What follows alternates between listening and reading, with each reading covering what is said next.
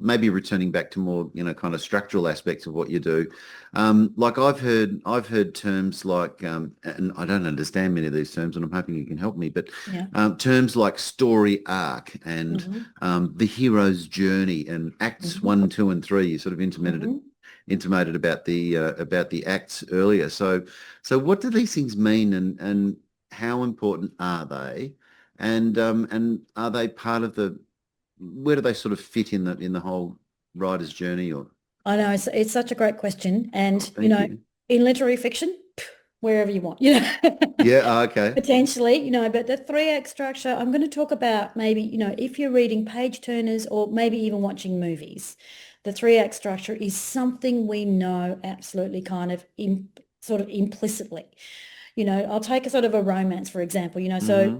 what you might start with is the inciting incident. It always start with that. So there's life as normal, and then something changes it. So that's a turning point there. Okay.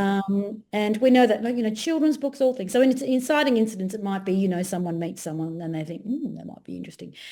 Okay. And then, and from that, as the life has changed, and then the protagonist, this is sort of simplified view, obviously. Yeah. The Great. protagonist might then have a goal.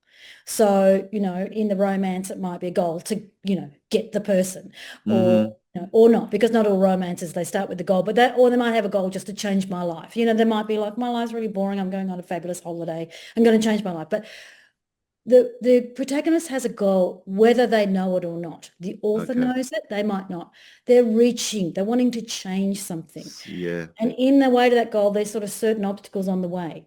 And there's a point, and so they overcome those obstacles. And there's sort of, there's so many thousands of different ways you could describe this about Uh-huh. character arc, story arc, but ultimately, it will get to the point where they overcome so many obstacles, getting towards the climax. So Act One is the inciting incident, sorry. Act Yes. Two is reaching up, reaching for the goals up to the climax. Hmm. Often there's a sort of all is lost moment at the climax. Ah, right. That feeling, it's all too Yeah. hard. This is often seen as it's the great character test as well. Like, they have She's to, she's found a job in New York, and there she goes steaming away into the sunset yeah, yeah. on a So, boat and they or have to on kind a of jet keep, plane.